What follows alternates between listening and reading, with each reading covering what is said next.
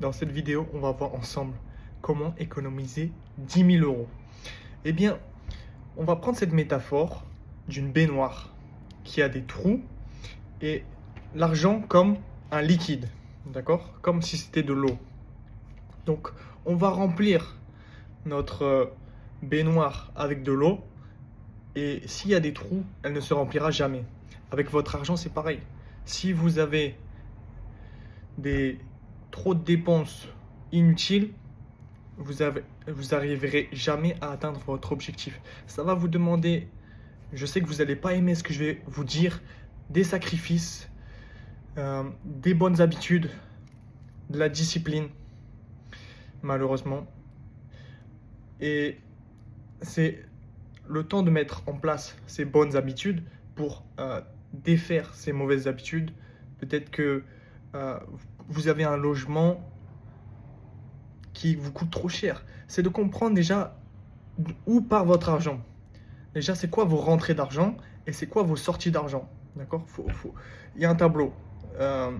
C'est une balance en fait. D'accord? Si vous avez un salaire de 1200 euros, c'est quoi vos dépenses? Est-ce que c'est 2000 euros? Donc vous êtes en négatif chaque mois. Est-ce que c'est 1000 euros? Et c'est de mettre cette balance à l'équilibre, voire positif au niveau des rentrées d'argent et qu'il vous reste une marge en fait de manœuvre. C'est comme ça qu'on crée un avenir périn. C'est quand on réussit à avoir une marge de manœuvre pour avoir plus de choix et de liberté dans notre vie.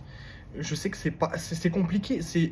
Chaque situation est propre à chacun, mais je vous invite à réfléchir sur votre situation, de réduire au maximum vos dépenses, que ce soit par exemple votre logement, vous vivez dans une trop grande maison et que vous pouvez déménager dans une maison plus petite, ça vous coûtera moins cher en loyer, peut-être si vous êtes propriétaire en taxe foncière, ou bien que ce soit déménager quelque part où ce sera moins cher, que ce soit en colocation ou retourner chez vos parents si c'est une possibilité, ou peut-être chez des amis. Pour un certain temps, c'est un sacrifice à prendre si vous voulez économiser plus d'argent. Donc, on part de ça. Ça, c'est le logement, c'est une des dépenses majeures en général chez chaque individu.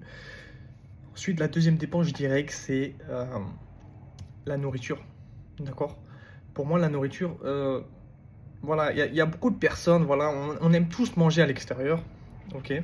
Mais par rapport à la valeur de la nourriture, vous allez devoir payer un surplus pour la main-d'œuvre qui va vous préparer cette nourriture, malheureusement, et ce qui est normal.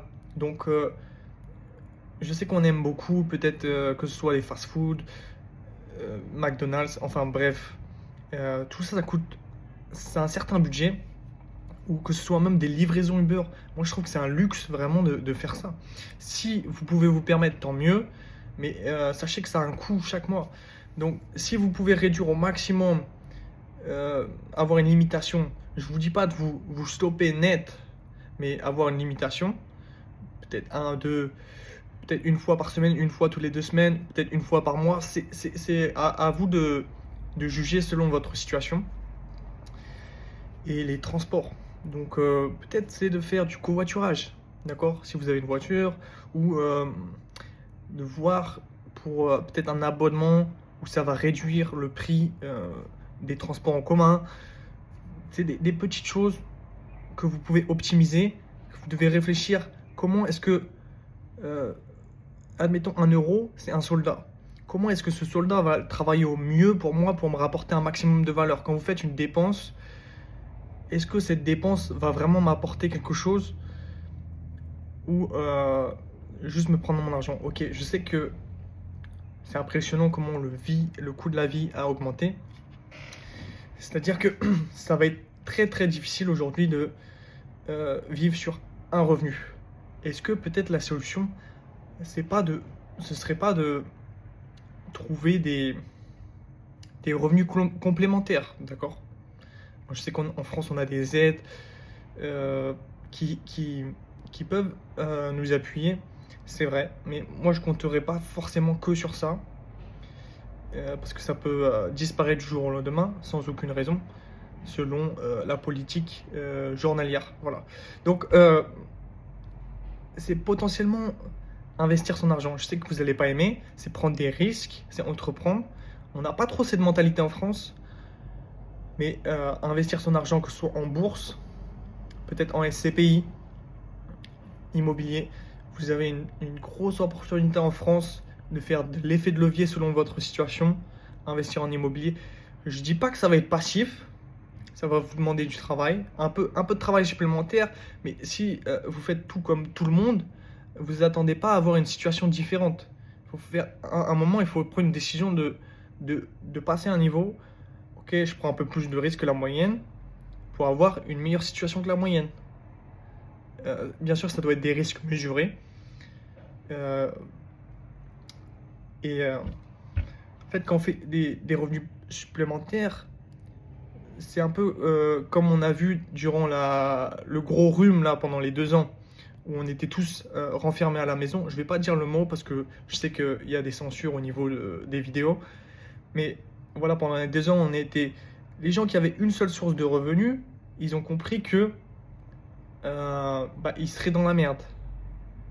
D'accord. Bon, heureusement que on a eu cette chance en France que l'État a assuré le coup, mais dans certains pays, euh, ça n'a pas été aussi strict parce que l'État n'allait pas leur donner de l'argent. Donc ils étaient quand même obligés de travailler, même si euh, ils avaient qu'une source de revenus. Donc au final, les gens qui avaient des loyers, qui touchaient des loyers ou des dividendes, ils avaient comme un filet de sécurité qui leur a permis de mieux gérer des situations. Euh, une, une, une, euh, une idée que je peux vous donner pour atteindre ces 10 000 euros, c'est d'y aller étape par étape, d'accord. 10 000 euros, c'est comme, on va dire, on va prendre la métaphore de l'Everest d'une montagne, d'accord. Vous n'allez pas arriver de 0 à 10 000 directement. Donc on va prendre des étapes. Disons qu'on va diviser en 4 étapes. Et les étapes, c'est les camps de base, d'accord. Même quand vous allez gravir l'Everest, vous allez avoir des camps de repos où vous allez vous reposer 1 ou 2 jours. Donc, par exemple, 10 000 euros, on divise par 4, 4 étapes à 2500 et vous allez atteindre votre objectif. Donc, sur une année, vous divisez encore 2500 par 12 mois dans l'année. Donc, ça vous fera à peu près, il va vous falloir économiser 210 euros. C'est pas, ça va pas être pile, mais c'est à peu près ça, 210 euros par mois économisés. Donc on part à peu près sur... c'est à vous de réussir à peut-être supprimer vos abonnements qui vous servent pas à grand chose, des dépenses, réduire au maximum vos dépenses et augmenter au maximum vos revenus pour au moins avoir ces 210 euros par mois d'économiser pour ensuite, dans 4 ans, avoir 10 000 euros de patrimoine. C'est un long process. Après, voilà, si vous voulez aller plus vite, vous faites plus de sacrifices, vous diminuez plus vos dépenses, vous charbonnez encore plus, vous trouvez des sources de revenus, vous allez chercher une augmentation, vous devez peut-être migrer dans un autre pays où les salaires sont plus élevés, où vous payez moins d'impôts. C'est à vous de jauger comment vous vous sentez le mieux et quel sacrifice vous êtes prêt à prendre pour aller plus rapidement. Tout en restant dans la légalité, bien sûr. Donc moi, je pense que j'ai fait à peu près le tour sur cette vidéo, comment gagner 10 000 euros. Je vous partage vraiment l'état d'esprit qui m'a permis personnellement d'y arriver. Et franchement, c'était challengeant parce qu'on a des barrières, on a des peurs, et des fois on se sent pas légitime. Mais en fait, quand tu mets ces bonnes habitudes en place, c'est c'est presque inévitable que ça va arriver. Donc, s'il vous plaît, mettez-moi un bouton like et Dites-moi ce que vous en pensez dans les commentaires et je vous dis à très bientôt. C'était Richesse Infinie. Bye.